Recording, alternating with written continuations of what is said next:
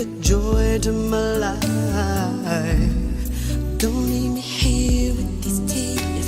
Come and kiss this pain away. I can't forget the day you left. Time is so unkind, and life is so cruel without you here beside me.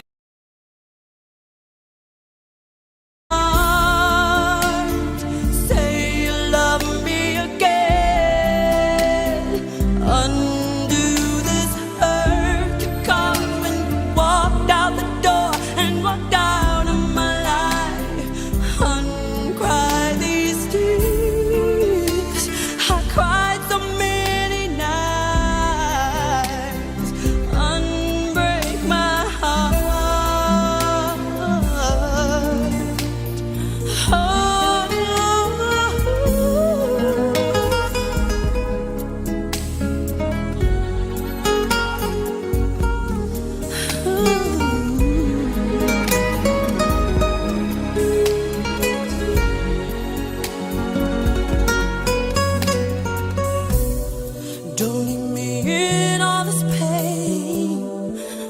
Don't leave me out in the rain. Bring back the nights when I held you beside me. One, break my heart. Say you love me again. Undo this hurt you caused when you walked out the door and walked out.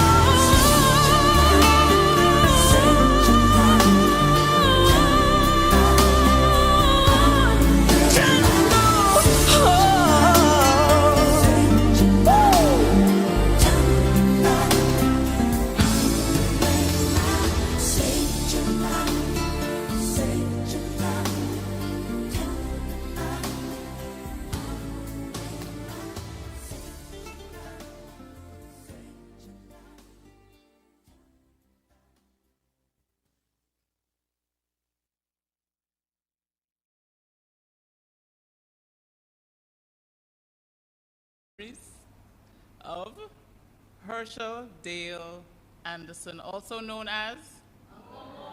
Exactly. Now listen here, again listen here. Everybody, I think it's fair to say, was surprised when they heard, right? Surprised, right? Yes. And then you took a moment and you thought about the longevity of my father's life, right? Right. What milestone did he almost reach? Hello, exactly. He lived a long life full of wonderful things.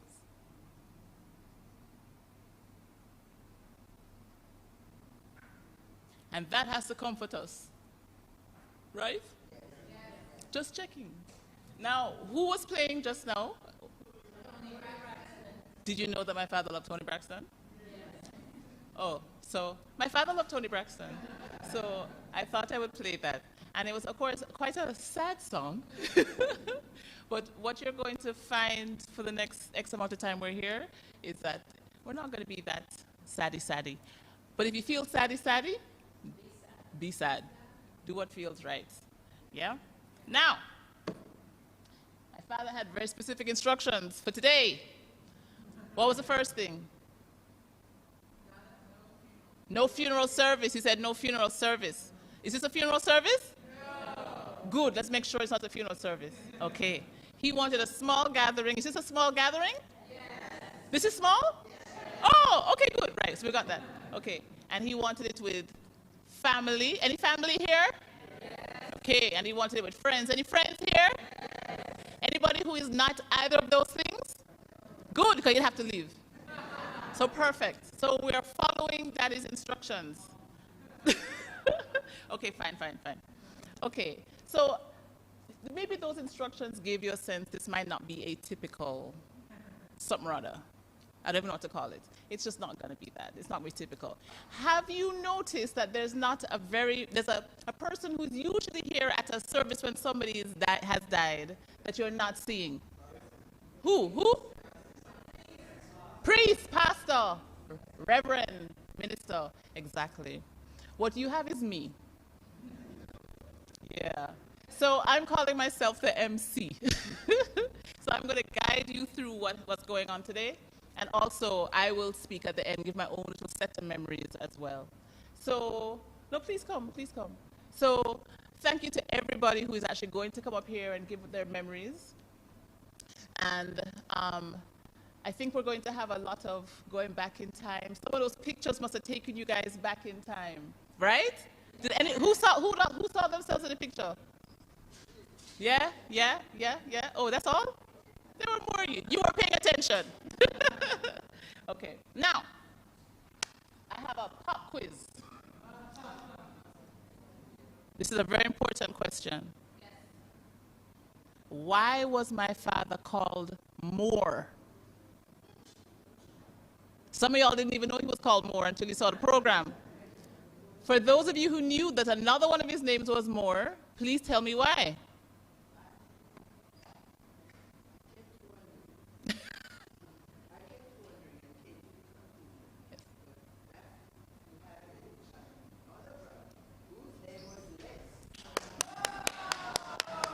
So I'm going to say that on the microphone. Exactly. Daddy had a brother called Uncle Les. So they called him Uncle Moore. Get it? Sandra, now you know. So who called Daddy Herschel? No, that's only when you were joking. Mark, sit down. Okay. Who called Daddy Dale? Right, right, right. Who called Daddy Moore? Right, right, right. So family on his side, so not mommy's side of the family, daddy's side of the family called him Moore, not true. Dale were people who close to him, but not his actual family. And Herschel, honestly, I have no idea. I have no idea. Because when I knew him, he was called H. Dale Anderson. Now I have a big question that none of y'all can answer. What was the name that is on his birth paper that he never used? Oh, stop it. Lorna, sister dearest, knows the answer. Galileo. Yes, I said it, Daddy. Yes, I said it. He's probably very angry right now because he did not love that name. He was H. Dale Anderson, and Galileo got shunted off to the side, but that was another name he had. Okay, so I'm going to leave the pop quiz, finish with that for now, and I want to invite the first person to talk about Daddy, Lorna Anderson, his dear, dear, dear, dear, dear, dear, dear, dear sister. Please come, Lorna. Oops, sorry.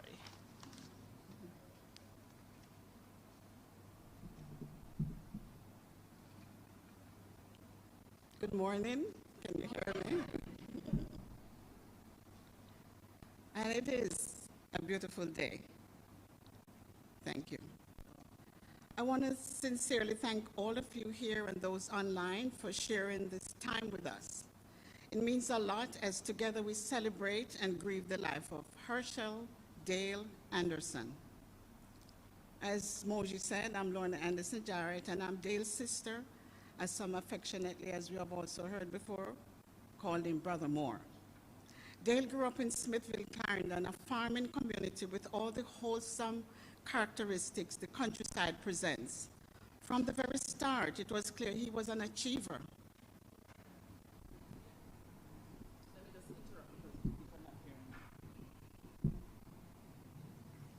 Is that better? Yes. Thank you.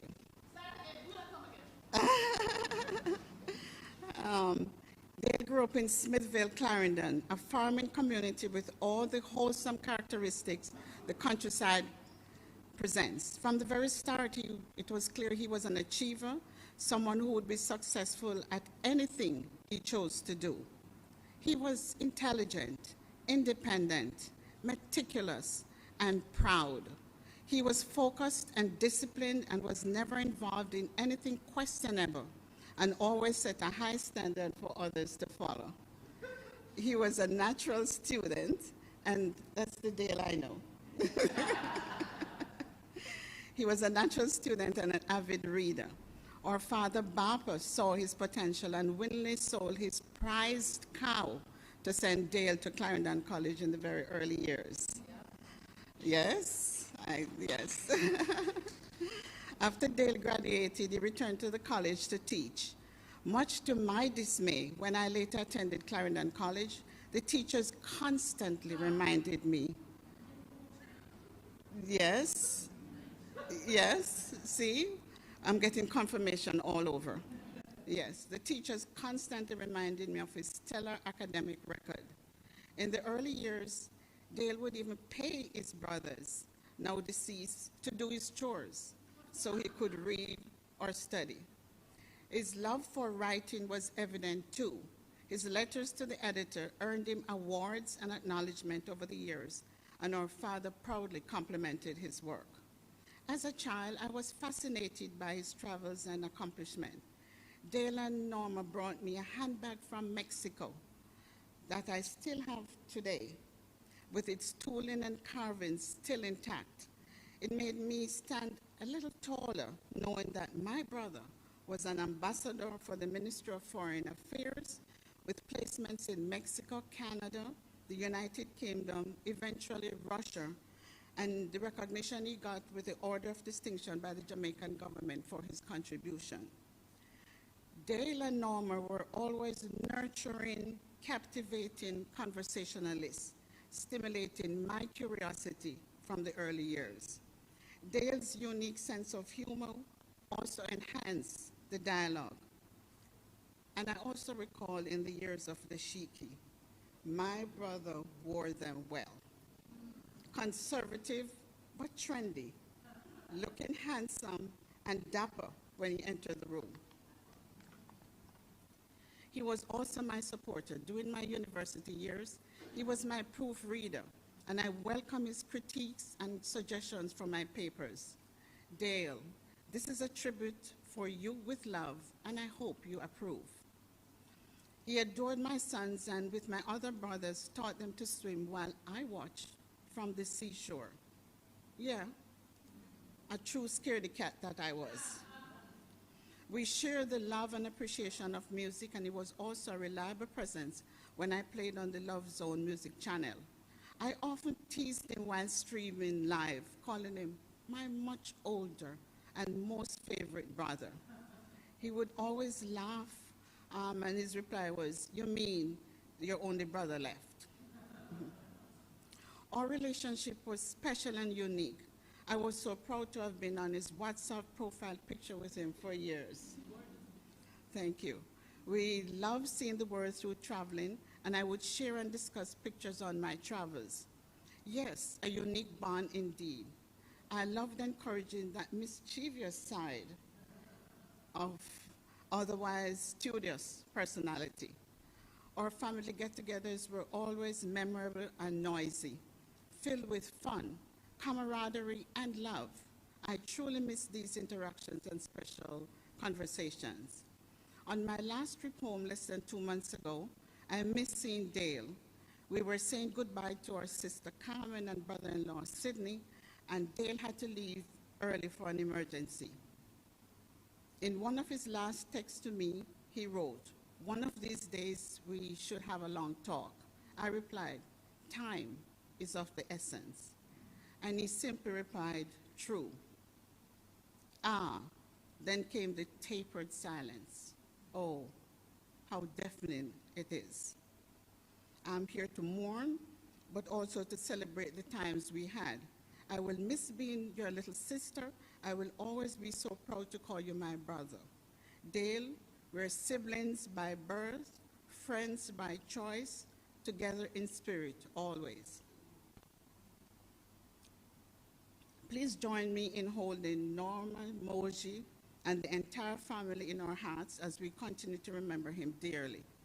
Ones not present but grieving with us and for us include Kevin Fenton, Beverly Sutherland, Lenford McClymont, Shane and Tori Jarrett. I leave you with this quote: grief is itself a medicine. Memory is a way of holding on to the things you love, the things you are, the things you never want to lose. The risk of love is loss, and the price of loss is grief. But the pain of grief is only a shadow when compared with the pain of never risking love. I love you, my brother. Thank you.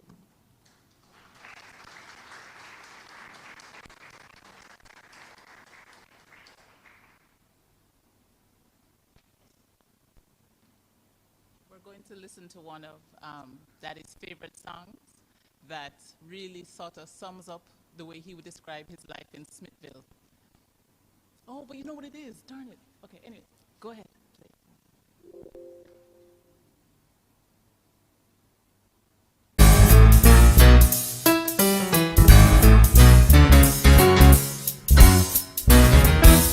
I was doing a Lifetime interview just the other day about my life as a boy in Jamaica. Must have been hard, they tried to say. Man, they looked so serious. Laughed till I fell on the floor. Said, don't get me wrong now, I just didn't know we were poor. We lived in a town called St. Anne's Bay, right beside the sea. We'd run buck naked on the beach. That was fun to me. And then a little...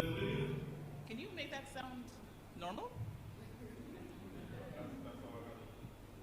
The system won't allow any difference. It's the system that's making it sound that way? Causing that. Oh. Do y'all want to try to listen to that again or not? Huh?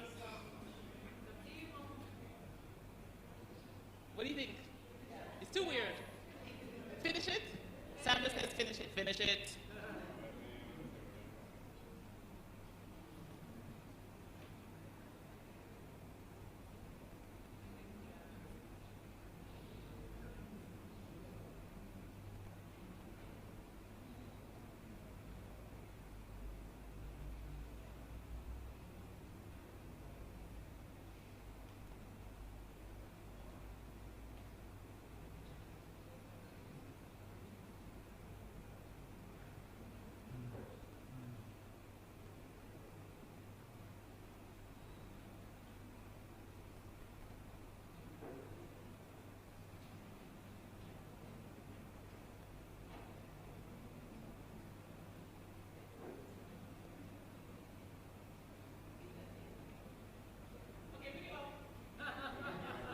That's taking too long. All right.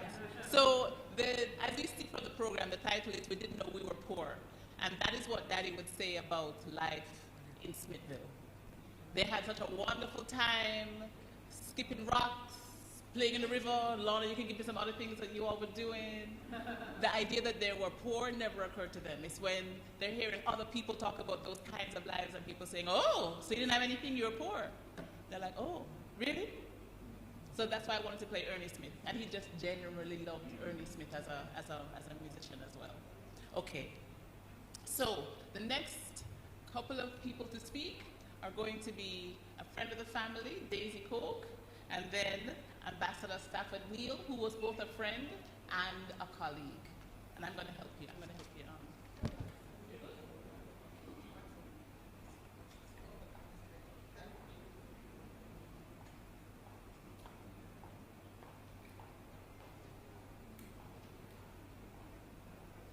Good morning, family and friends. Good morning. Could I get a little stronger? Good morning, family, friends, all. Good morning. Thank you very much. I was told that the speeches are too short.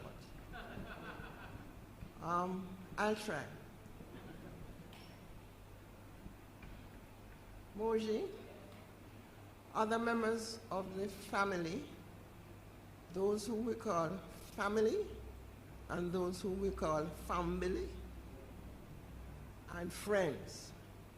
Whenever I use the word family around Norma, I always remember that she would say, You know, we say that in families, blood thicker than water. But in my family, the blood congeal. So, greetings to you all again. And as we gather together and reflect on the life of Dale, none of us say it was too long. None of us will say it was not good.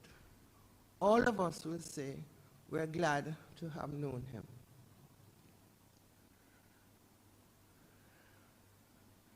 My last face-to-face conversation, face-to-face, with Dale was at his sister and brother-in-law's funeral. He was leaving early. He stopped by to tell me why. After that, we only had conversations on the telephone. Now, Norma is the reason I know Dale. Norma and I met at UCII. And it turned out that she came from a place, first she was named McFarlane. My maiden name is McFarlane. She came from a place called Watertown. She talked about retirement. She was a bright girl, solid frame. Then, as I was for two of those things, in my case, I continued to be of a solid frame. But you could see from the pictures in our program, Norma came down from that. And obviously, we came to the conclusion that we were related. Because growing up in Spalding, Clarendon, other places in Jamaica had names.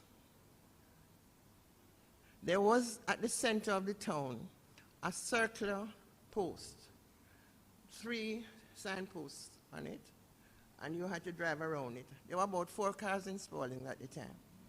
You drive around it. So when I leave my house to go to primary school, I passed the line of parish. So I knew where Manchester was and where Clarendon was.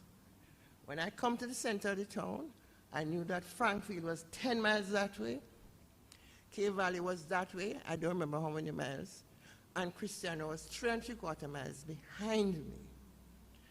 Now, down Frankfield way is where my mother's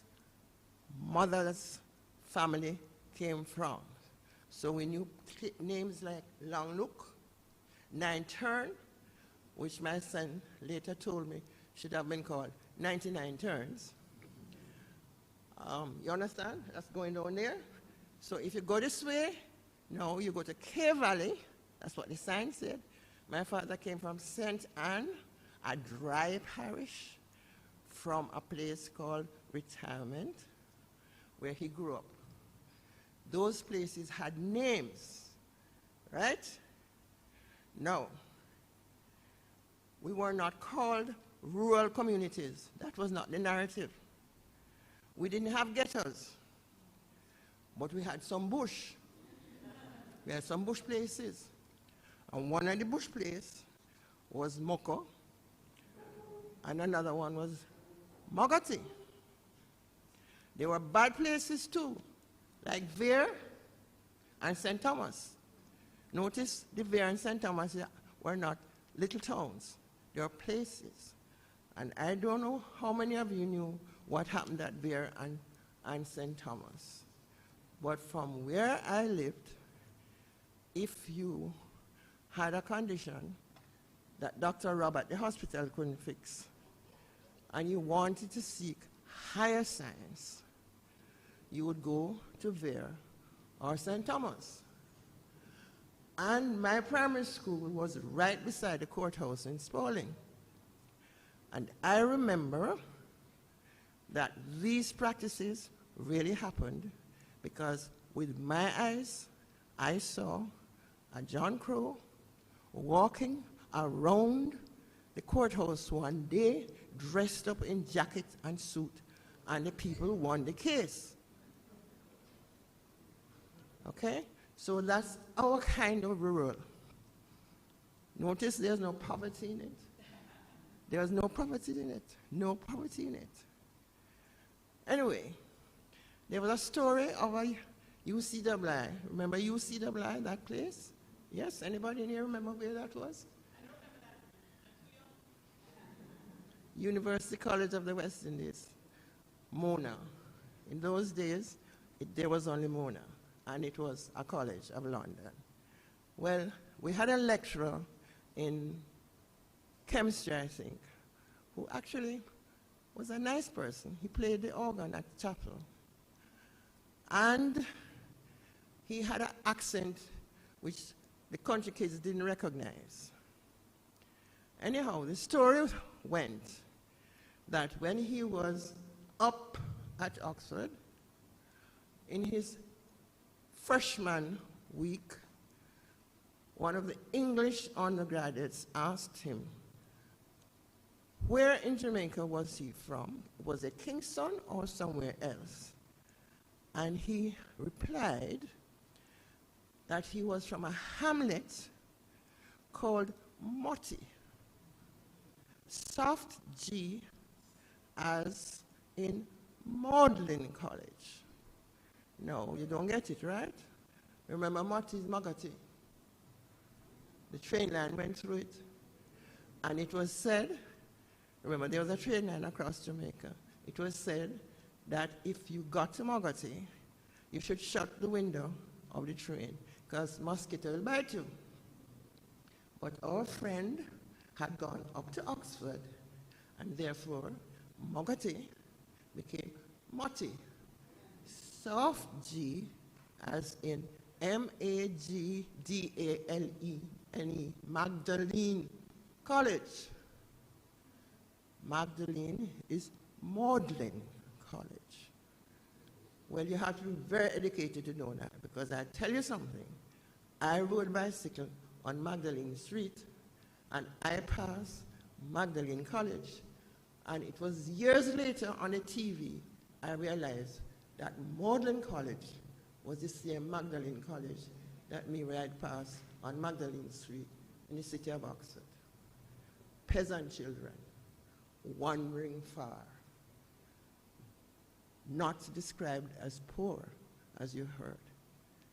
But we were pouring some knowledge, which our wanderings, which we boast about, and probably shouldn't, but our wanderings helped to dispel, and for which those rural parents, we are very grateful to them.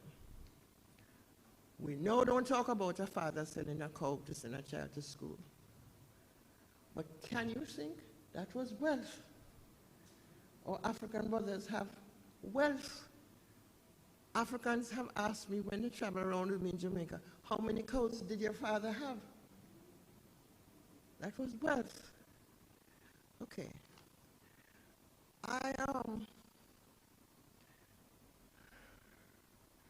As I said, I didn't get it at first, but I finally did. Now, Norma and I were at UC, and I have to start at Norma. I have to continue a bit on Norma. You forgive me for that, but you all know them as a couple, so I shouldn't really ask for forgiveness. Norma and I went to UCWI at the same time, and we both played on the college netball team. Both of us were solid. Yeah, I'm having a problem seeing. Oh, okay, sorry about that. Both of us were solid, but we played well. We could defend, but we could bounce too. You understand? We could bounce because we were big. And our coach was Leela Robinson. You remember her? Leela Robinson of netball fame. She came from Port Antonio, Titchfield. So of course the netball team went to play Titchfield. We'd go in the college bus, and we needed to carry our own posse to cheer for us. Remember then, the college had 2 boys' halls and 1 girls' hall. So we had more boys than girls. Okay? We are taking these boys, because they love going to the country, to come and cheer for us. And we are going to play in Port Antonio, where there are cars. Titchfield has a lovely playfield near the, if you remember, if you know Port Antonio, near the sea. So what would happen is, when the Titchfield girls got a goal, all the cars, it sounded like all the cars in Port Antonio, would blow the horn. When we got a goal, we are expecting our UC posse to cheer for us. But we didn't realize that because it's the boy, male-female ratio on campus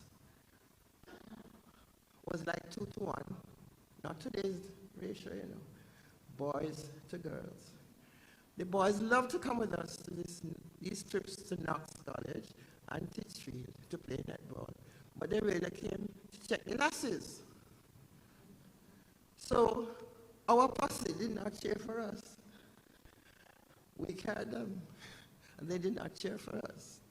But fortunately, we had a good coach, and we generally won.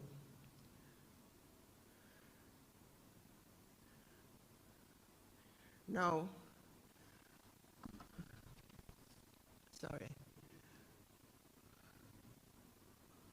Norma and I met up again in England after UCWI. And I have to tell you one little incident there before we tell you how Dale comes in the conversation. So Norma and her friend Madge both had good scholarships and went to University College London. So it meant that they lived in good digs. You know what good means? Warm. It actually means warm all the time. It means your bed is warm when you go into it, not when you have warmed it up. So my John Norma comes to see me down in Oxford, and I have the Jamaica posse for us to have a session together. That posse, in fact, consisted of Owen Jefferson, Tony Abrahams, Jean DeCosta, he was then Jean Creary, who was actually at St. Hilda's with Norma. And of course, the first time we met together at tea, it really was tea for we were poor. It was Jeff who was bemoaning the fact that his digs, which was one of the decent ones in Oxford, had no heat in the bedroom. Now, you have to understand why he would bemoan that, because he had come from University of Toronto, Chicago University, North America, where universities are warm, to an ancient university like Oxford, where warmth, heat was an intrusion. And of course, Jeff, in describing it, said something like this. He quoted a ditty that was written in similar circumstances by an educator called Reg Murray. You all are too young to know his name. But he was one of the early trained, self-taught teachers through Michael who did their London degree externally and passed well and served us well. And Reg had written this ditty, he called it, which says, "Oh, for a fire, long and warm and willing to burn unkempt without the slotted shilling."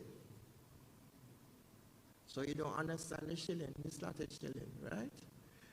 For the heat meter, you had to have shillings to put it in there. If you didn't have any shillings, you didn't have any heat. If your shillings ran out, you didn't have any heat, and that is where you were sleeping. Okay? Well, Norma, of course, is laughing because she is living at a centrally heated place in London. So that is how I discovered that central heating actually existed in England, which was important for me when I went to London, because I now realized I could look for a central heated flat and that I might find one. Okay? Now, our families changed and moved forward to the time when we both had families. Our families shared many experiences. Now, Norma got married in Mexico where she met Dale. And of course, you know, poor student, you're trying to be practical. You send her, instead of sending her a gift, Mexico has nice things, you send her money. You're a poor student, you know. You send her money. How do you send the money? You wrap it in carbon paper, put it in a card, and send it by mail, and you seal it. You don't sell it at a cheap rate for the card. You seal it. Well, guess what? The letter never got there. So Norma never got a wedding present from me, and I did not find out till months later. She didn't have the heart to tell me, because I had written to say it was coming, right? Now, fast forward, she's married to an ambassador in our foreign service, which means that sometime our paths are going to meet. In Jamaica, I ended up being the landlord for their house. And you all probably know that Dale was a businessman in the family. No, businessman in the family. So you know I had that reaction, that interaction with Dale. But it was not difficult because it was in the 70s when we had a lot of foreigners who wanted good suburban housing, so the tenancies lasted long. So that was no problem. And more than that, when they were leaving, because they could bring in things like fridge and stove and those things, we would buy the second-hand things because they brought them in without duty. Of course, they learned, but at least we were getting good second-hand to buy. And Dale was quite amenable to that. Now, my boys and I go to London now when they're on this London thing. And I have brothers in England, so I have McFarlane siblings. No, not siblings. Yes, I have siblings as well as grandchildren, as, you know, nieces and nephews. One hot Friday, Saturday, Friday, summer, hot, really hot Friday in London, my youngest brother takes a pile of us in a mini, plenty, about 9 of us. The adults are here and I, and the rest were children. But the McFarlane children are not really small, okay? So we're going to spend, me and my 2 boys, we're going to spend a week with Moji and Ita and Dale and Norma in a building in a place near Kensington. All I remember, it was a tall, tall, narrow building in the West End. But we detoured on the way and went from the southeast, across the river, over to Camden Town in the north, to an Italian family ice cream shop. And Italian ice cream was a specialty in those days, and you wouldn't get it in the southeast. So we ate ice cream and then went to Norma's house and Dale's house. They are not expecting so many people. By this time, Norma is full of surprises because nobody expects a St. Hilda's girl to bake bread, and it smells like bread, and it is plenty. Fortunately, she had baked bread for us. That was the treat that day. But what I remember is Dale watching all these McFarlane children devouring with great energy. Morgie and Ita were sort of more ladylike, you know? But they were eating too because there's competition. And Dale is watching us with great amusement. And all my boys talk about this still, okay? In retirement, we had, no, I'm done, I'm soon done, I'm done. No, I'm done, I'm done, I really am done. In retirement, we had more normal times together. But I have to tell you about why I started with the words, telling you about the towns. The first post-dinner conversation I had with Dale at which Dale was present. Dale was holding out about life in Smithville, and he actually mentioned the place Moko. And I'm saying, how could anybody say that they come from Moko? It just didn't make sense. You understand what I'm saying?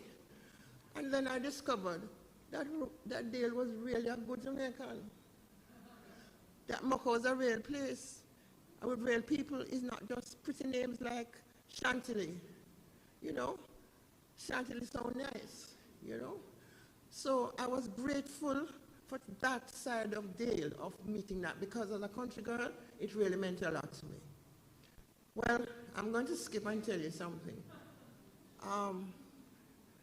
Because this meeting is so, and I thank you for that, so informal, I was almost tempted to fall on my Pentecostal roots and sing a song for you. Now I'm not going to do it. Not going to do it because my family were very careful to tell me that there are many people in the Pentecostal church who know that you make a joyful noise. It's not that it's a melodious noise. So, in closing, let me say, thinking about Dale and how and when he passed, I cannot think of them as dead who walk with me no more. Along the path of life I tread, they've only gone before. Mine are they by an ownership nor time nor death can free. For God has given to love, to keep its own eternally. Dale has gone before. We are happy to have known and loved him.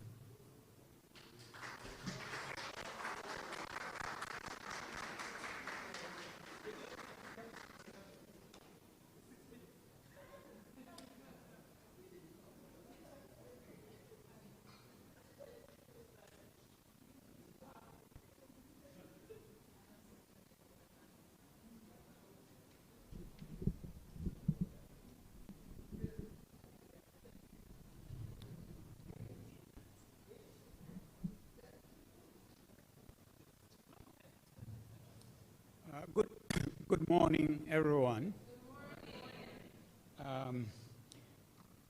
As you can see, I'm an old man. By the way, I should say that you said that people were surprised when the news came of his death. I was shocked.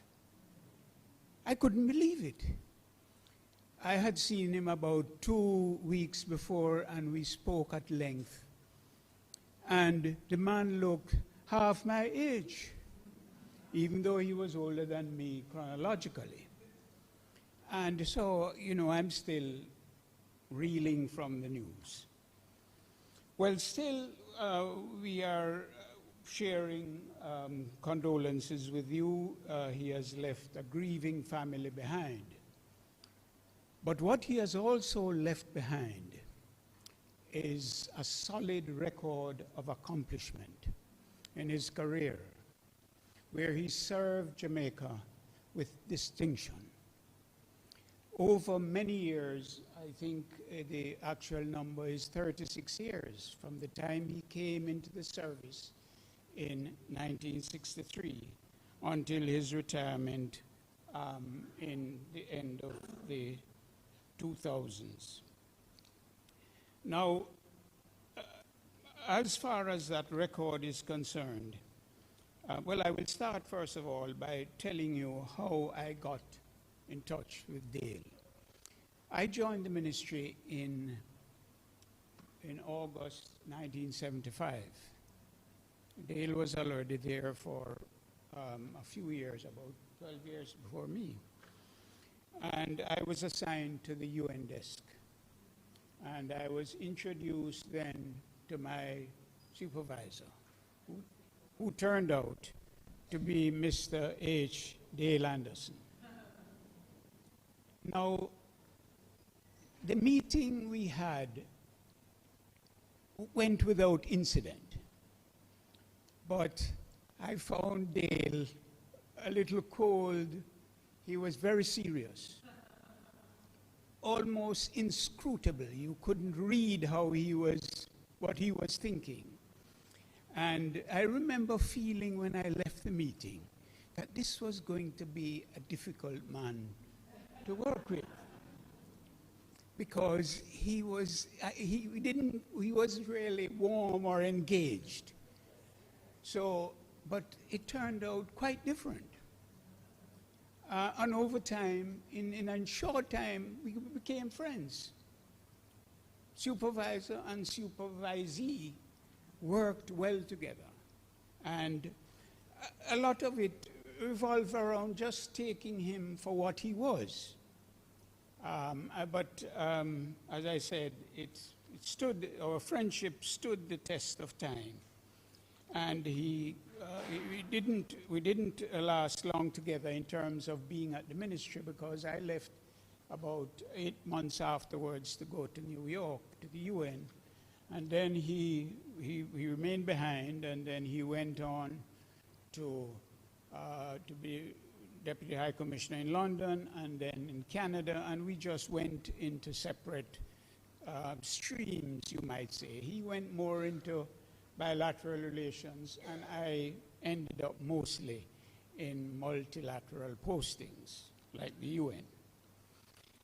Now, I would say of him and his diplomatic career, which he's stuck with over the years, I will say 3 things about him in terms of the highlights of his record as a representative of Jamaica and a member of the Ministry of the Foreign Affairs. First is his constancy. He remained committed throughout his life to his career and to the interests of Jamaica. He was steadfast and unmoving, even through difficult times. And we had an evolution in the ministry over the years where changes took place, policies become different, and people you have to adjust to again. Now, he was what I would call a foundation member of the Ministry of Foreign Affairs. In 1962, when we became independent, one of the first things we had to start learning about is how to manage our foreign relations, because we are now an independent country, and we now had to conduct our own foreign policy.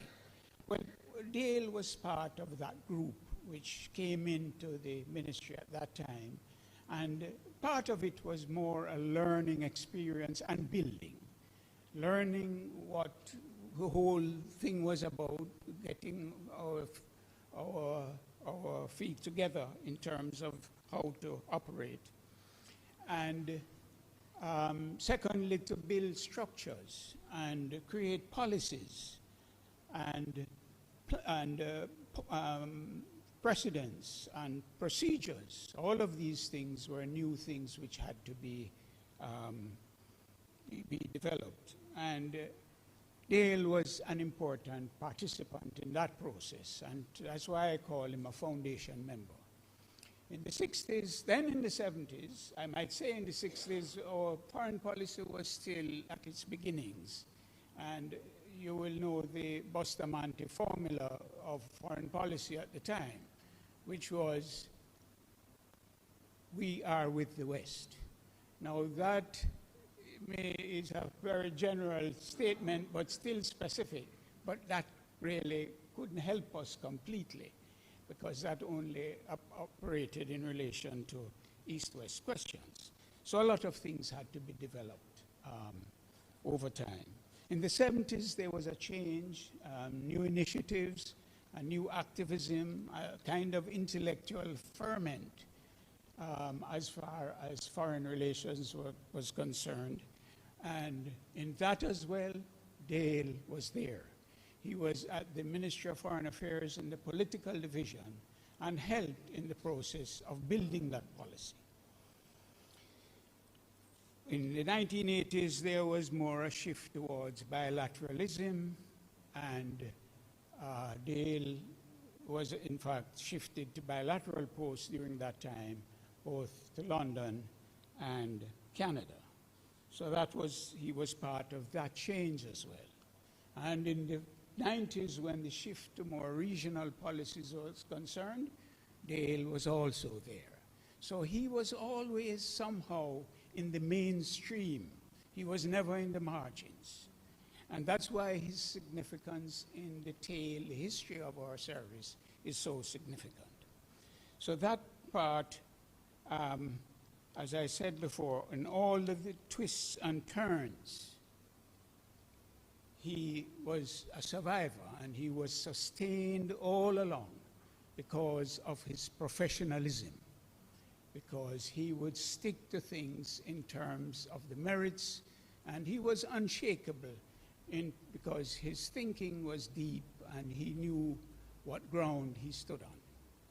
The second aspect of his work, which I would comment on, is his contribution to policy building, because Dale had a very sharp intellect. He was a very bright man, and he was a good thinker. He was more, I would say, a pragmatic thinker. He would think of and work out more policies on more programmatic questions rather than more abstract questions in foreign policy. So his thinking contributed a lot to the development of our bilateral policies in particular during that time. Now, the other thing I would say as far as that part is concerned is that he was never arrogant, and he was a good team man, and he always insisted on getting some kind of consensus in building foreign policy. Some of us were a little different. We were more adventurous and more strong-headed. He was more adaptable to reaching consensus positions, and therefore he was, in this sense, kind of another builder in terms of our policy options. The third thing I want to say about his career, and I think this is what distinguished him best as a diplomat. He had a good reputation for his diplomatic style. He always was well presented. He presented himself well and looked sharp and polished in both his physical appearance as well as his behavior. And that was something which made him kind of a model to people who are coming in the service. And he never departed from that. He was quite traditional in his style in terms of what you might call old school diplomacy, where a lot of it revolved about your communication skills and how you handle people and so on. Dale was a master of that. So it was in those areas that I remember Dale's contribution to our foreign policy, and that was substantial because we were at the beginnings of our life as an independent nation. As a friend of his, and I said we started out a little doubtful, but we became firm friends. We could engage easily in discussions. I admired his intellect, and I'm glad to hear some of these things about how he started out. And I wondered about it. This man from Smithville has turned out to be this bright spark. But I understand that it all started from he was a child. As a friend, I valued his friendship, and his friendship enriched my life. And it's a great loss for me that I don't have him to talk to. But I salute him today for his many accomplishments in life. And I must say that I feel privileged that I was part of his life's journey in his career in the Jamaican Foreign Service. Thank you.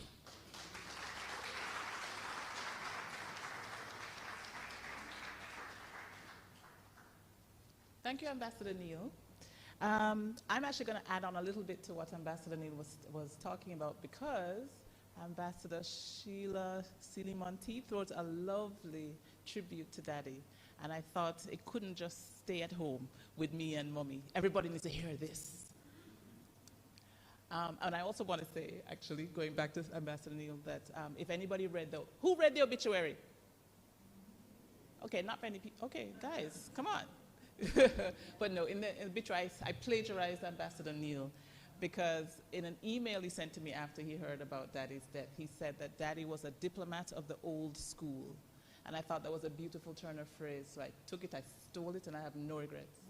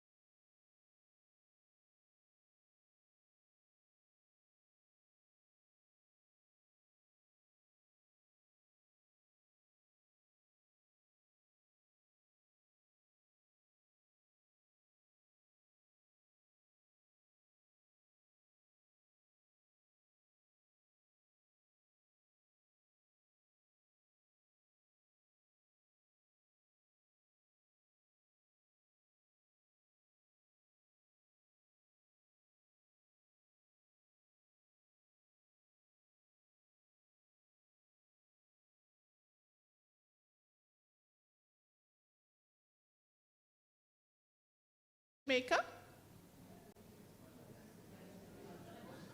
Lord Jesus. Some people actually said Independence Day. Emancipation Day, okay. So, on the 1st of August, 1963, as an administrative cadet, quickly placing him in the vital Jamaican embassy in Washington, D.C.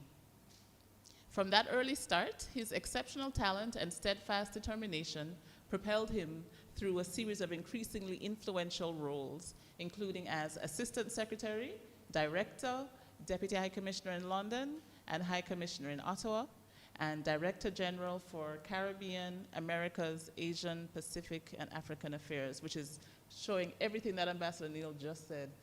Multilateral, bilateral, then regional.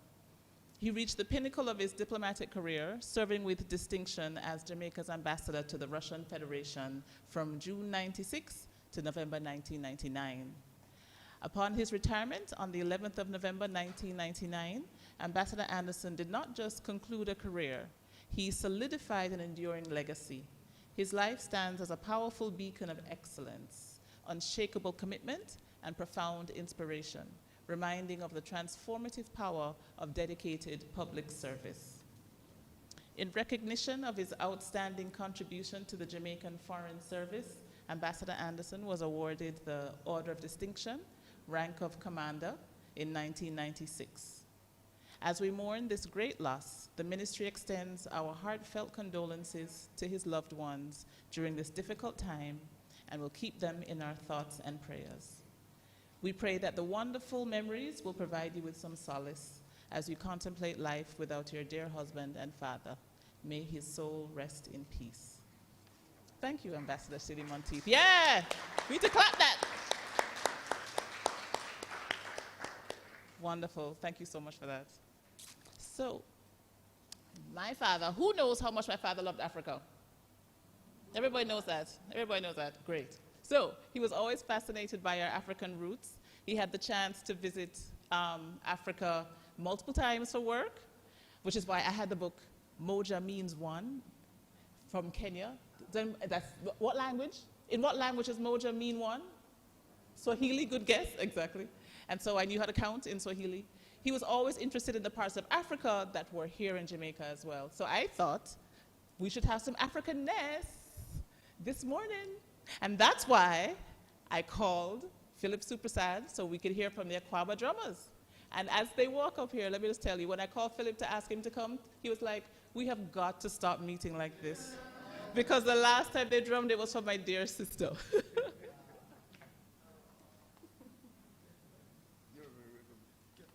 What do you need? Ambassador Anderson has been described as many things by many people here. But our song is about a Maroon chieftain. I don't know if he is a Maroon or he has any connections to the Maroons. I'm sure he would be fascinated by the Maroons. So if you want to start, please start.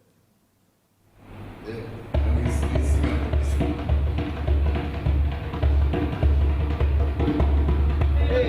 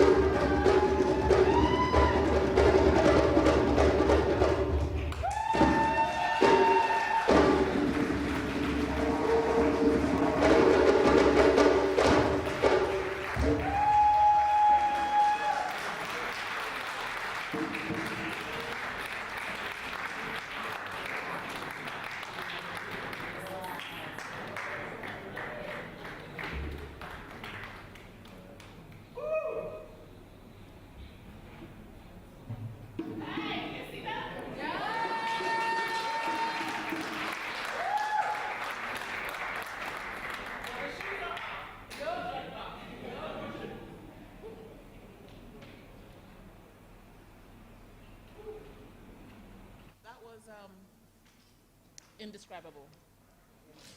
Indescribable. Do we need a minute? I need a minute. Sorry. I need a minute. So, how are you feeling, you guys? Akwaba? How y'all feeling? You good? Energized, ready? Okay. So the next to speak are, the next to speak are Daddy's sister-in-law and niece on my mother's side. So the McFarlanes are representing. And then we're going to hear from Miss Ivel, a longtime friend.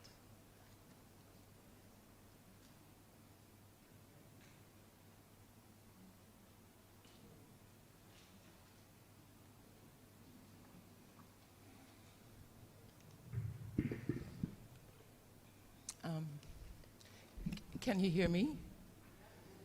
I'm going a little off script. I know that Dale always asks you to dance, the man. Yeah. And I feel it's part of my gift that he could do that.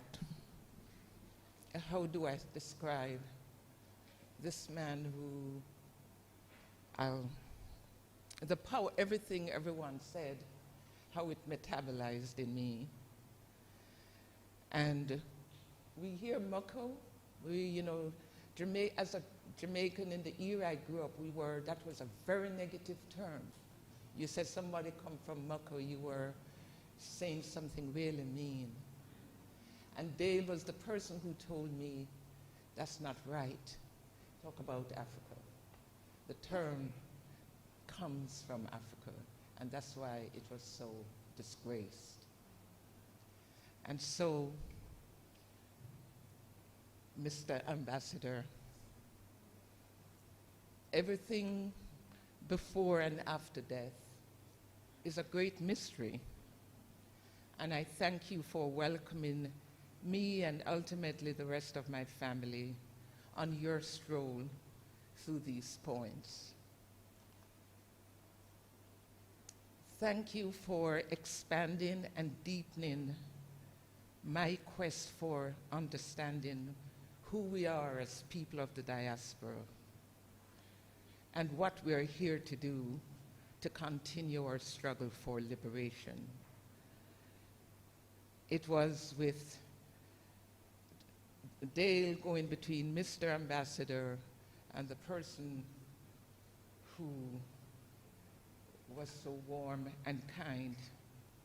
The debates, he took me to Free Zimbabwe, Pan-African meetings in New York. Who would I have been without that quick exposure to our African, to be proud of our African heritage? This is the 70s in New York. And in those conversations were your parents, G, Lloyd, and Daphne, Del and Dale. These would be intense conversations. We stayed up for hours at night. Thanks for that schooling. And then the last time I saw Dale, he said, oh, well, how are you doing with your new government? Are you happy to have it? And I said, Dale, that was who he was. He wanted me to have a clear position on what my role was as a black person in America. That was the last conversation, and I was battling him. And then I said, oh, I see what you're doing. And he smiled, the way he would smile. Yeah, I got you. I want to thank you for embracing my family, allowing us to visit you along your ambassadorial residences in London, Ottawa, Moscow. And I loved how, along with my sister, he made sure that our dining etiquette did not erode to the TV dinner culture of America. He was very strict on that. And that other persona that I know, really your true self, the wit, the charm, the loving, tender person that you were. I met Dale at 13 when I was invited to come visit my sister in Mexico City. And I witnessed firsthand my sister's fall in love forever with this charming, witty man. And I remember once he was up for the UN General Assembly. I got little glimpses of this, the true deep person that he was. And he called me up. He was there for a couple days, and he said, you know, I really love independent movies. Can you come see a film with me? Dale introduced me to Ingmar Bergman, the director. But most of all, and unbeknownst to me, but demonstrated right here, right now, when I told a man of Dale's passing, in her sadness, because Iman's father also passed many years ago, she said Dale was a father figure to her. And as a mother, that's very pleasing to know that other men step up. And she told a funny little story about eating his lychees. And she didn't know, but she said someone told her how much he loved lychees, but he never told her. And so,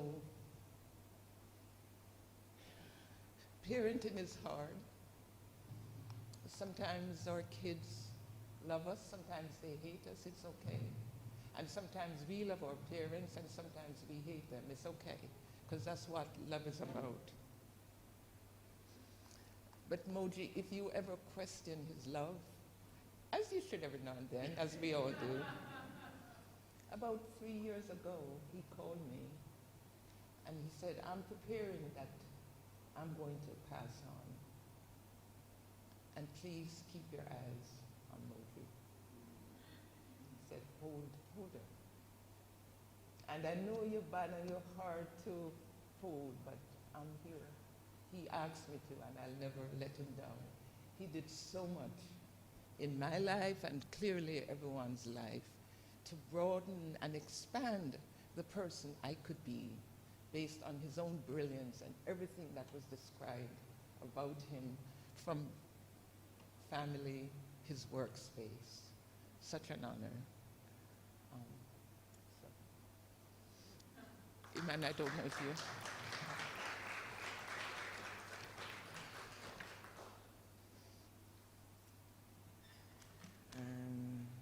It's good afternoon. Hi, I am Michelle. I am Norma's niece. So, you know, Moji spoke about her father being called ambassador, Mr. Anderson, Moore. Well, I don't think anybody but my mother called Dale Mass Dale. And you know, going through all my 50-odd years of life, it was very difficult. I couldn't even call him by a name. And I didn't know, should I say Uncle Dale? Should I say Dale? What do I say? And then I kept pondering on my mother's calling Dale Mass Dale. And what it taught me was that this man, even though he was a diplomat, he was a simple man. He loved things that were quite simple, but he was very organized. And my mother died 2 years ago, and it took me 2 years to know this man completely. And one of the things I learned from Dale was that he had to trust you. And earlier this year, Moji had to be traveling back and forth. And I would get a call from Dale. Are you busy? And I'm like, no. He says, I'm at Medical Associates. Can you come? And I would go. And I remember really getting nervous because he was to be transfused and all of that. And I'm like, I need to tell Moji. And he said, no. Moji is gone to have some quiet time with her friends. Allow her to have it. And I remember being so nervous because I said, what am I going to do if he should die? So I called my aunt and I said to her, Anne, what I must do? I don't know what to do. She said, just hold strain. So every day I would go to the hospital making sure he's okay. And just the man that he was, he would look at me and say, are you okay? So, you know, we developed this bond. And he would get kind of miserable with the nurses at the hospital. And I kept saying, at one point I was like, oh, I'm done.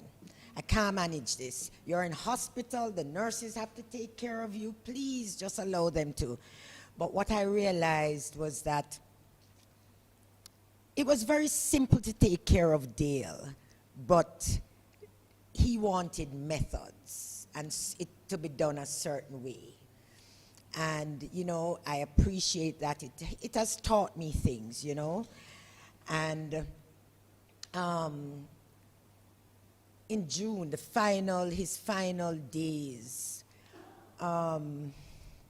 he would keep asking me about my mother. He loved my mother dearly. My mother was just a different woman, you know, and he loved her dearly. And he kept asking me, did Jem suffer?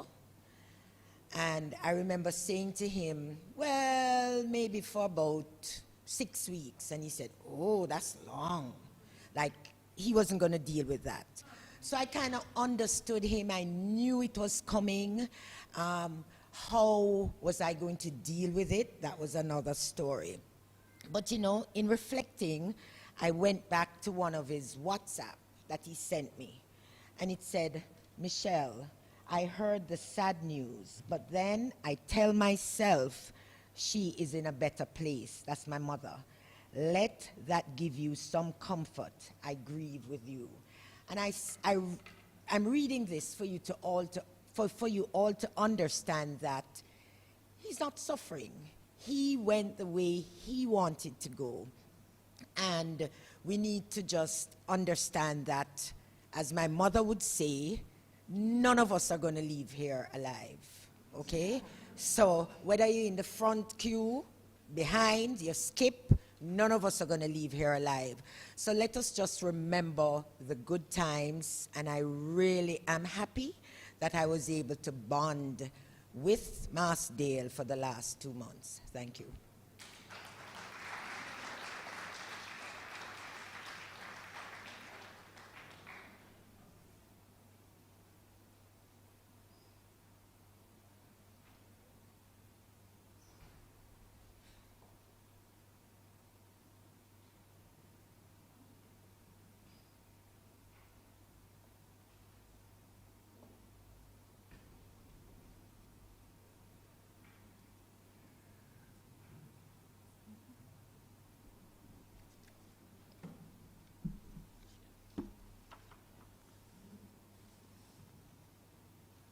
Good afternoon, everyone. Good afternoon, everyone. Praise God. Thank you. Now, what shall I say about Herschel Dale Anderson after all that we have heard? You know, I sat there and I felt after the drums, I thought, we shouldn't dampen this. We should keep this spirit and just end it. That was a thought that I had. But we give thanks for the program, and so far, I'm sure those of us who didn't know him, and no, there isn't anybody here who didn't know him, that we all have heard and seen Dale in what has been said already. So, I'll just say a few things. Dale, I knew all my life. because his mother and my mother were friends throughout their lives, from girls to childbearing years and on. And as a result, the children have seen this bond between their mothers, and we have kept the fire going. Sandra, who is the daughter of Moore's sister, she's Hermin, has been my best friend until now. 93 years. It has always been so. My brother, who is next to me, and Moore were classmates at school. Dale was the bright one. But I tell you, their friendship has never, never faltered. And my brother, he was here 2 years ago and was so happy that he had the privilege to go and visit and sit, and they chatted and really reminisced over school days. And when he was in England at the embassy, he would visit the family, and yes, they were close. There was a bond between them. My brother lost his wife almost suddenly 2 years ago. 3 years ago. And I didn't realize where he was when I called him to give him the information that Moore had gone. It turned out that he was by his wife's grave. And he just bawled. He just hollered. And things that I didn't know of, he said. Dale was the one. He said Moore was the one that took me back to my home to say a proper goodbye to my mother when at the age of 17 he was on his way to get the bus at Crossroad to go to Kingston to board a boat to go to England. He said he couldn't say goodbye properly, but he saw on his way, he had to pass by Moore's house, and he came out so they could walk down to Crossroads to the bus together. And he said, you know, I don't feel I've said a proper goodbye. And he said, well, you have to go back. You can't leave it like that. And he said, no, the bus will leave me. He said, no, come. And he took him right back home. They both went back home, and he said his goodbye to his mother. Now, he remembered all of that, and he was so happy. They sat and chatted. So yes, that's Moore. That's Moore and the family. So we're not just friends because of our mothers. By family, but on my father's side, my great-grandmother and Dale's great-grandfather, a brother and sister. So he said, about a month before he fell ill, he called me, we were on the phone, and he said to me, Eiffel, tell me something. How closely related are we? And I thought, he doesn't know. But I was happy that I knew my foreparents, and I was able to tell him exactly how we were related. Do you know, I've been wondering since then, I wonder why he called that. He wanted to know at that stage. There must have been something that spurred him to want to know where I came from. However, we give thanks that he didn't. He said, 6 weeks? Fortunately for him, he didn't have to wait 6 weeks.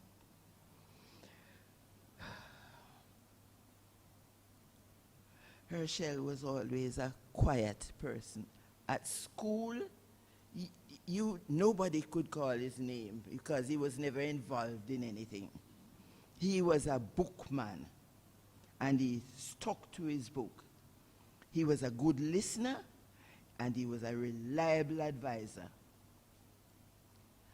While I was thinking about my cousin, the thought that came to me was the poem by Rudyard Kipling. And I will just, I don't know where we are for time. 2 minutes. 2 minutes? Yeah. 2 minutes, okay. You can do Well, I'll do the first and the last verse. How is that? Yes. If you... Yeah, the whole thing, Auntie Iva. Yes? Yes, yeah, loud and clear. Okay.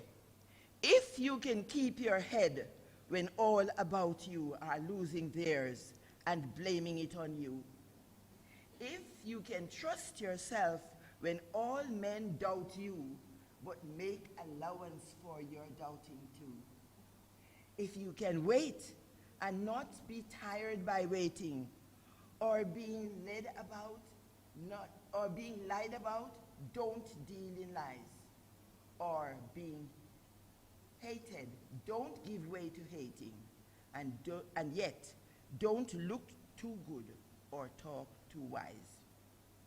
If you can dream and not make dream your master, if you can think and not make thoughts your aim, if you can meet with triumph and disaster and treat those two impostors just the same, if you can bear to hear the truth you have spoken, twisted by knaves to make a trap for fools, or watch the things you gave your life to broken, and stoop and build it up with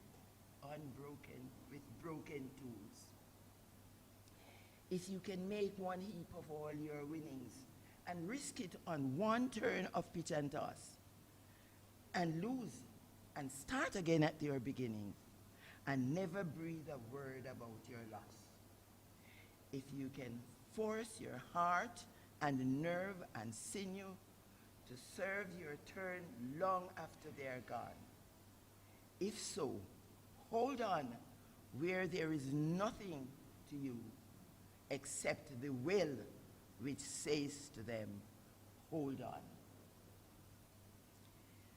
If you can talk with crowds and keep your virtue, or walk with kings nor lose the common touch, if neither foes or loving friend can hurt you, if all men count with you but none too much, if you can fill the unforgiving minute with 60 seconds worth of distance run, then yours is the earth and everything that is in it, and which is more, you'll be a man, my son.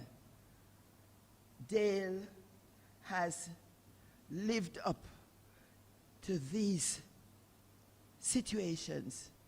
I see Rudyard Kipling saying, if I had mentored him, I could not have expected more.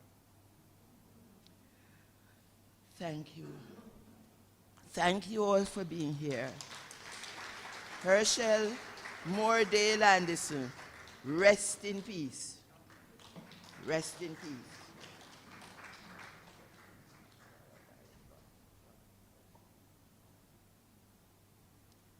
Thanks a lot, Miss Ivel, for more stories from Smithville and home and all of that. The next musical interlude is really very special. All the musical interludes have been wonderful. No shade to Aquaba Drummers, of course. But this is from, I'm having trouble managing these two mics. I'm going to talk in the middle of them. Because this one is going to be from our cousin, Gigi McFarlane, who is a singer-songwriter from Barcelona in Spain. She was really, really, really devastated that she couldn't be here.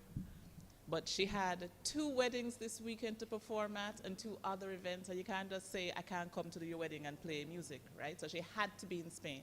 But she recorded something. Now, I thought she was going to find a song she likes and play it. She said, your father is too special. He needs his own song. My girl wrote a song. She wrote a song for Daddy. And she made sure that the chorus is very simple because guess what we're going to do? Sing it along. Exactly. So, please, start the video. Oh, hi. So, hello everybody. I'm Gigi. I'm in Spain. Dale is my great uncle. And this time I couldn't get over there, so I just wrote this song, which is easy, so everybody can sing with me, please, so we can like have this all together. And I'm so sorry that I'm not there. I would really love to be with all of you guys, but I mean, this is better than nothing, so I hope we can all just join our voices and sing all of this together.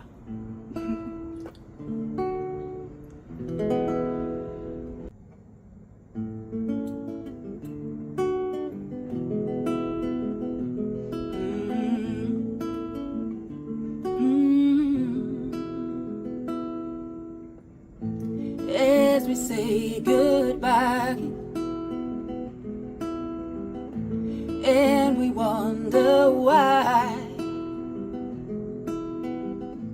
you left so soon,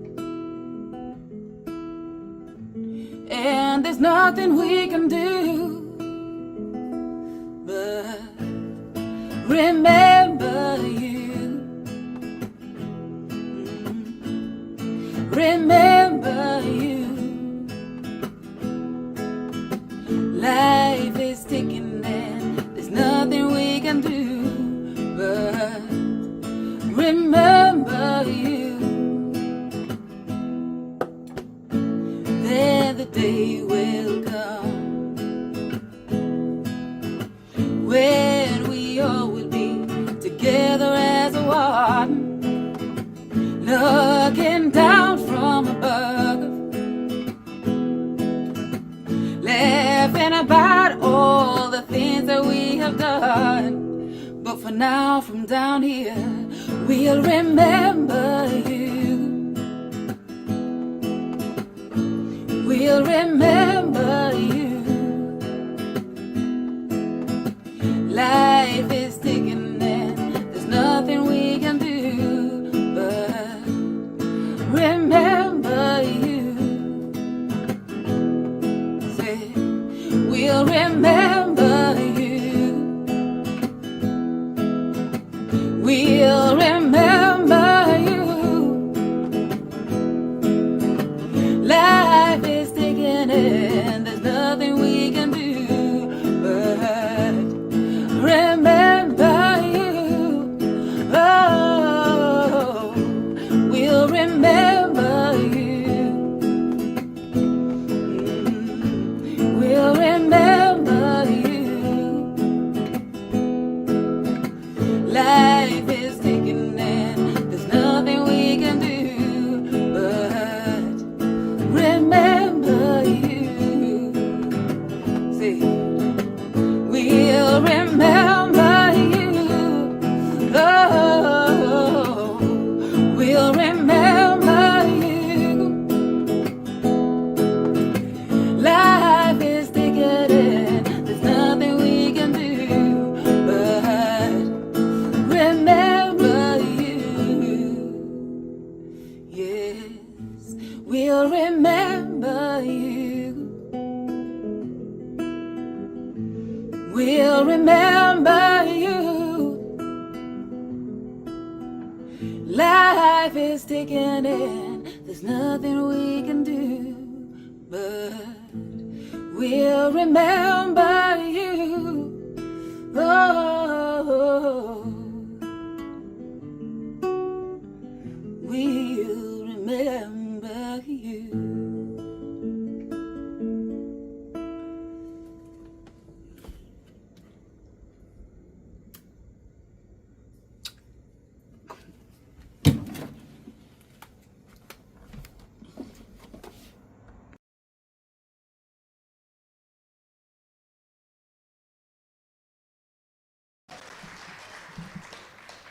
And she'll be glad to know that we were singing along. At least some of us were singing along. Yeah. I have an idea. Do you remember when Iman, Daddy's niece, came up here and just blew us away with her dancing? Do you remember that? Yeah. So we're going to have Aquaba drummers drum us out, right? Not too long from now. I just think maybe Iman should do some more dancing. What do you all think? Do you all agree? We're going to have Iman again. I did not consult with you beforehand. You're on the spot. It worked. Perfect. Great. And I just wanted to point out, if it wasn't clear, that yes, Iman was Daddy's niece, but also a father figure, as I'm just, sorry, Daddy was a father figure to Iman, as I'm just finding out. So thank you. All right. I'm now on the program. I'm going to share some memories of my father. And I know, like officially, when was Daddy born, please? Good. What day, what month? 13th of October, 19th. Right. Marlon's, right. So Marlon is Michelle's brother who died in 1992. They shared the same birthday. Unfortunately, I also heard Margaret Thatcher's birthday was also on. Forget that one. Okay. So I know officially everything began on October 13th, 1937, obviously. But like many children, I have another important date, which is when they got married. Not my birthday. I see where you were going, that Paulette. I'm not that bad. But when they got married in June 19, and what year did they get married? 1968. Where did they get married? Mexico City. Did they know each other at UE? Yes, very romance. Summer romance, exactly. Did they know each other before? Not really. Like, they knew who each other was on campus at UE, but they didn't really know each other. It was really Mexico City where sparks flew. So, Daddy, of course, as you now know, he was there representing Jamaica and Mexico. And he had some events, I guess, at the, what was it then? Was it a consulate? Ambassador Neil, in 68, would it have been a consulate in Mexico? But what would have the place have been called? Consulate? It would have been the Jamaican consulate? 68. Or, I don't know if I passed. It was an embassy in 68. Okay, it's an embassy. So Daddy was chargé d'affaires, yes. So there was some event at the embassy. Mommy came. What was Mommy doing in Mexico? Postdoc. She was doing a postdoc at UNAM, Universidad Autónoma, whatever. Sorry, Universidad Nacional, I think Autónoma de Mexico, right? Doing a postdoc studies there. So they met. The rest is history. Ita arrived, as Ita pointed out not too many years later, very swiftly after the marriage. I don't know. I'm not going to go into that because nobody can defend themselves. Daddy and Mommy can't defend themselves, but yeah, she came quick. So they spent some time together, the three of them, in Jamaica and New York, where Daddy, I think, was working for the UN. And then I came a few years later. Yeah, like that, right. To complete the nuclear family while Daddy was posted in Canada. So Daddy must have been doing something right at work, because after a few years back in Jamaica, he's posted to the UK as Deputy High Commissioner. He tooled around the city in his hot navy blue BMW. I love that car. Of course, meeting all the big important people. He, Mommy, and Ita were invited to the Queen's garden party. Moji stayed home. Moji was not invited. They had a great time. But that's okay, because I was at a school with Judy Dench's, now Dame Judy Dench's daughter, Finty, so I got to meet them. I have a story about Dame Judy Dench. And then the high school that we both went to, me and Ita, the granddaughter of Jomo Kenyatta. Who is Jomo Kenyatta? First president of independent Kenya, yeah. His granddaughter Claudia was there. Anybody know Helena Bonham Carter? Yes. Okay, she was a year ahead of my sister at high school. So listen, even though Daddy was doing his thing, we also had some like little perks. Meanwhile, Mommy found a job at university and kept on with her academic work. So Daddy was definitely doing something right at work because then he got promoted after that. So he ended up being the High Commissioner in Canada. Ita stayed behind in England because she had to finish her A-levels. Remember A-levels? Yeah. But I tagged along. I was like a young thing. I tagged along. I finished high school in Ottawa.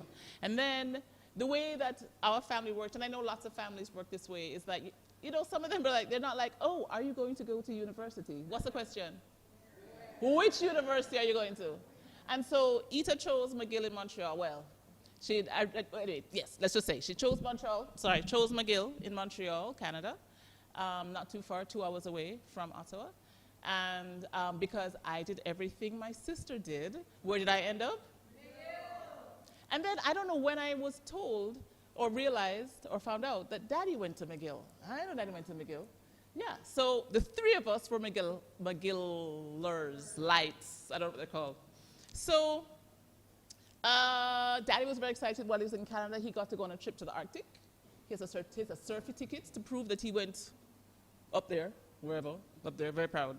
He actually sent me postcards from the Arctic. So from there, from Ottawa, Mommy and Daddy finally were able to go home. I shouldn't say finally were able to, but they went back home. That's 92. And that was about how long? About a decade, a little bit over a decade after leaving Jamaica. They're finally going back home.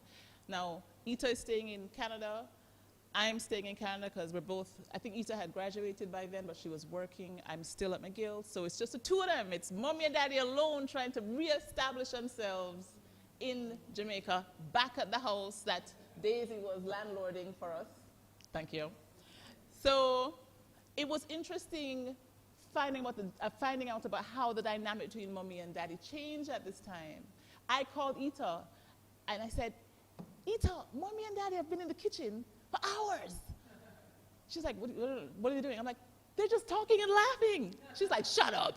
No way. It seemed like they kind of got closer because they had to be the ones to start a new life, buy the furniture, fix up the house, and just kind of re-embed themselves in Jamaican society, and that brought them together, that sort of shared work. So that was really lovely.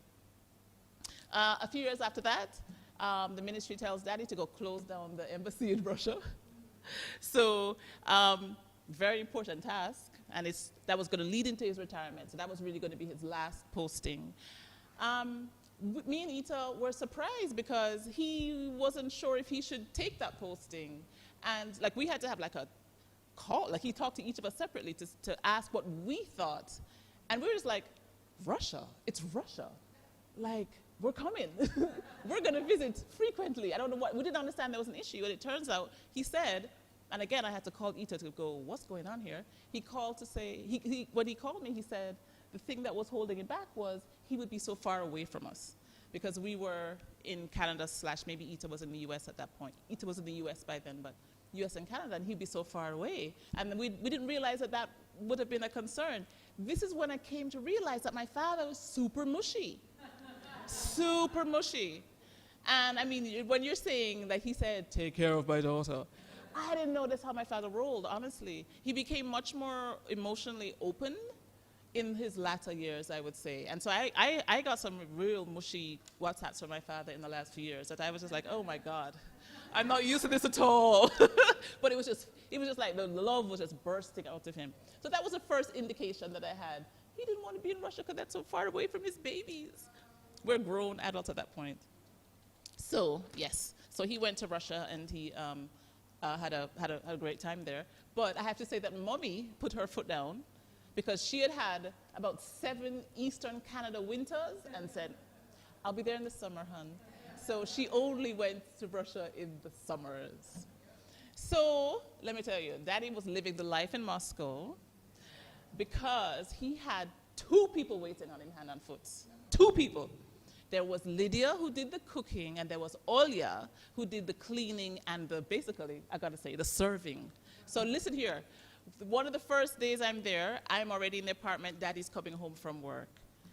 As he opens the front door, Olya races to him and takes his coat off for him and takes his briefcase. I was like, Daddy is living the life he has always dreamed.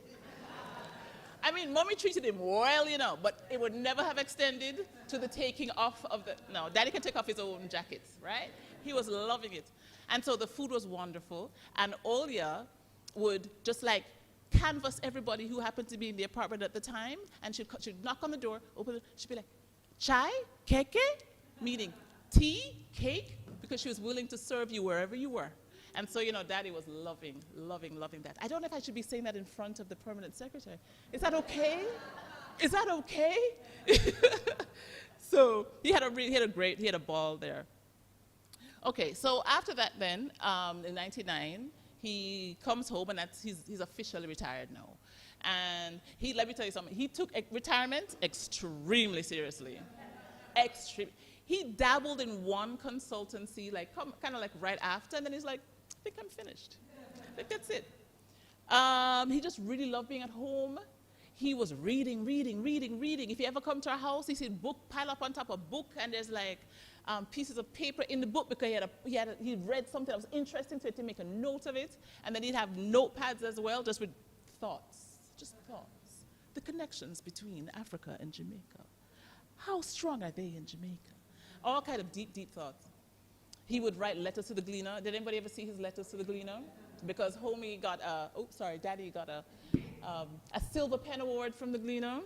At least one, maybe more than one, but definitely one, Official ceremony where he goes to the Gleaner offices and receives a silver pen, and there's pictures taken, and he's in the paper.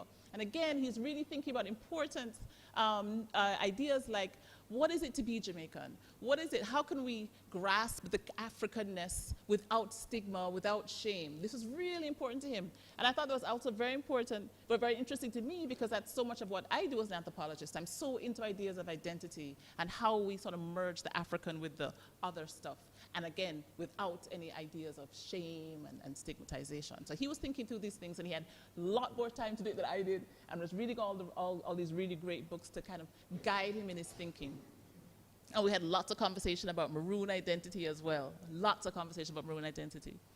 So what was he doing? So I'm saying he was reading his books, writing letters to the Gleaner, what was his favorite sport? Tennis. Oh my God. Playing lots of tennis. Where was he playing tennis? Ligony Club. What was he also? Granville? What was he also doing at Ligony Club? Dominoes. Playing dominoes. Absolutely. But just to say, I did say that he took his retirement very seriously, correct, but he did come out of retirement to deal with a really important issue. Remember which one? Ambassador New. Ambassador, say it on to you. The Haitian asylum seekers. So he was on a committee, I think, that was trying to work out how to deal with the Haitian asylum seekers who had come. Yes. So he figured that was a cause that was worthy of his time and effort, and so he engaged with that. So I mentioned tennis before, and I want to talk a bit about Daddy's personality. We already know he's bright. Everybody has said that already. When Daddy saw something that he liked, he studied it, he worked out how it worked, and then he did it. So he saw tennis. I don't even know his origin story of tennis, actually. I wish I'd asked him. I don't know when he first saw tennis and fell in love. I don't know. I don't know if anybody knows, if family knows. But he saw tennis, he worked out how to hit the ball, and did it. He saw swimming, worked out how to swim. He worked out that he liked swimming. He worked out how to swim, and then he did it. So he's like teaching himself these things that he likes. And then he taught us, he taught me and Ita these things that he thought was very important, thought were very important. So we never had coaches. We never had coaches for anything. Daddy had it. Daddy had it. Daddy taught us how to play tennis. I mean, Ita kind of was like, I'm not interested. I pushed through for quite a while, but he taught us both swimming, and that was very important to both me and Ita. So we have pictures of him teaching us how to swim at the SCR pool at UE. That's where we learned to swim. And there are not that many pictures of me playing tennis, which is for the best, but but I played there for a long, long time.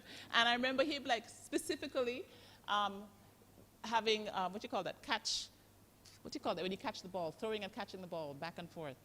Playing catch. And he was with a tennis ball, obviously. And it was all about getting my hand-eye coordination excellent. And then for a while at the house at Edgecombe, there was a wall, like a cement wall. Only the old heads would know that one. Yes, of course, because we played, G and I and Richard and Inter played around there for years. And so there was a lot. So we'd have the tennis racket and just be knocking the ball back and forth on the wall, or throwing the ball against the wall and catching it. So all of this coordination, getting your tennis good, all of that stuff, and trying to make it fun. I don't think Ita was doing that so much, but I was into it. So what I'm saying is that seeing, studying, doing is a great lesson to learn.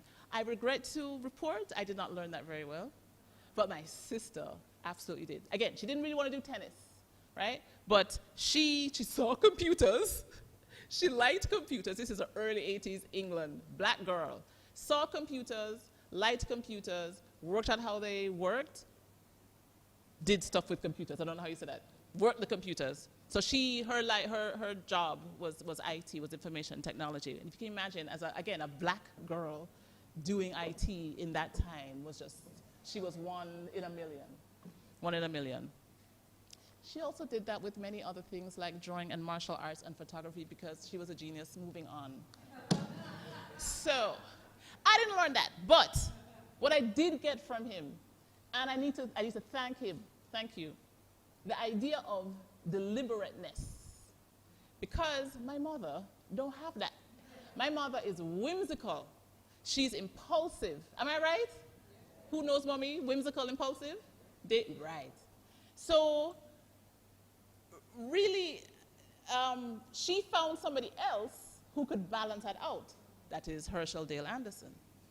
I had a little bit of daddy's deliberateness inserted into me through genes and the like, genetics, yes.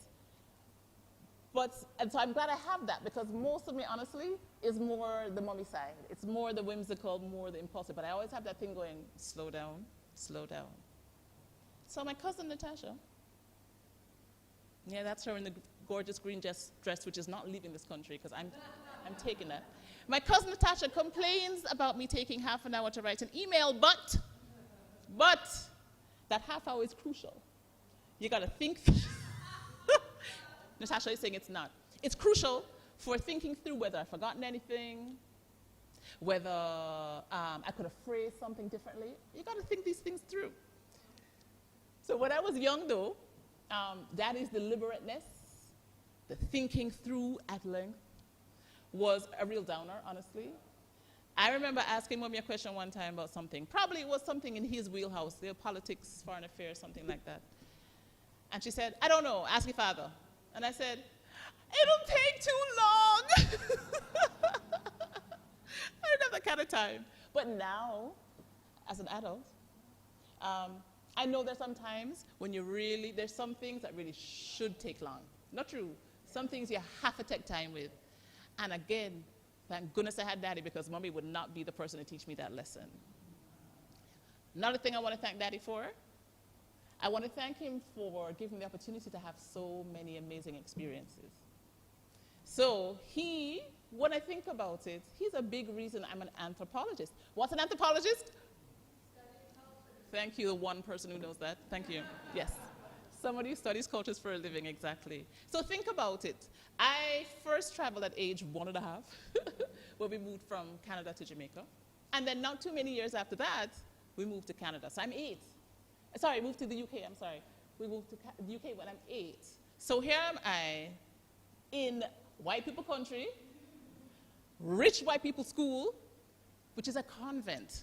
So there's just nuns all over the place. And there's a thing called communion. And I have to just work through what all of this means. Again, great, because I got to meet Finty Dench, Judy Dench's daughter, but it was a big change. And when you're in these situations, you have to work out, okay, what are the rules of this cultural context? Of course, I was not thinking I wasn't using those words in my head, but I had to find a way to kind of navigate this new situation. So I am now, have been an absolute travel junkie, love to travel. And I think part of that is that root of just, without even being born where I'm from, because I'm not Canadian, and then doing all that traveling as a result of my father's job. I'm absolutely, obviously, an anthropologist, so I'm absolutely fascinated by and I'm absolutely open to cultural difference. And again, I feel like I can root this with Daddy. So his job, of course, but also his personality, I think, that led him to take the job. is what I think I owe for my amazing experiences and an interest in the other with a capital O. So I'm going to wrap by saying the other thing I'm forever grateful to Daddy for. My mother's health, as you probably know, started declining around about a decade ago. And my father was there every step of the way. I only found out just how poor her health was, just how much she had declined, several months after the decline really started to set in. Because Daddy hadn't wanted to worry me. Doesn't that sound like what Michelle said? Don't tell Moji I'm in the hospital. Same thing. He wanted to kind of keep that away from me. So when I heard all the things he'd been doing for Mommy for all those months, I was like, wow, I had no idea. So he really devoted the last years of his life to selfless, loving, devoted, committed, and next word. Any other words? Those will do. What? Overwhelming? Love, loving care for his wife. Never seen such a thing. And for the nurses listening, yeah, he didn't really care how many nurses he irritated. Because all he cared about was his wife's health. And he would say it repeatedly. I don't care. Nobody has to like me. Nobody has to like me. My wife must be well, must be taken care of as best as possible. That was his bottom line. So I think, well, I know this took a toll on him. But it was one, I think, the toll was something he was willing to bear. Because he was fully committed to Mommy's well-being. Mommy's well-being. So I feel as if there's quite a lot of things that we can kind of take from Daddy's life as examples of how to live ours. And hopefully we're already doing it. But there's clearly service, and of course Ambassador talked about that, the service, and that could be to country, to people. There's a curiosity that, as I said, I think led him into taking the job that he took. There's a thoughtfulness, deliberateness, deliberate slowness. And of course, there's a love. So maybe we can hold those aspects of his personality in our hearts and in our memories as we go forward without him here physically. Although he kind of made an appearance earlier when he saw the door. He saw the door fling open. He was like, what's going on here? Okay. So I want to bring this all to a close. And as I said, Iman will be rejoining the drummers in a minute. Daddy was always interested in Africa, said that already. You know, who knows that back in the day, when our enslaved ancestors died, they believed that they were going to go back to Africa. And I mean, Vaudreuil and Haiti believe that right now. I don't know if we still believe that in Jamaica, but so, I don't know. Maybe the drumming is going to help Daddy go back to Africa. I don't know. Maybe that's what's going to happen. That's going to happen. One last thing before we get going. You better get yourself ready, man. Fling off those shoes. Has anybody noticed the program? Yes. Isn't it cute? Yes. Isn't it gorgeous? Yes. Don't you want to know who did it? Yes. No, not me. No, hell, I can't do this. This was Daddy's nephew, Michael Bradley, MB Sutherland, who is watching on YouTube. Whoop, whoop. I just wanted to send a shout out to him because he did a wonderful job. And when I said, oh my God, I forgot something, he's like, not a problem. I'm on the train. I could do this on the train. And when I realized that he was going to be working on this on his birthday, August 31st, I said, maybe you shouldn't be working on your birthday on this. He said, it was Uncle Dale. I will do anything for him. So I just wanted to make sure that he gets his shout out. And now Iman has to stand up. Because, wait, what? Oh my goodness, there's a repast. There's a repast from 1:30 at Alhambra Inn. So anybody who wants to come, please come. We have lots of food there. Anything else I forgot? Iman.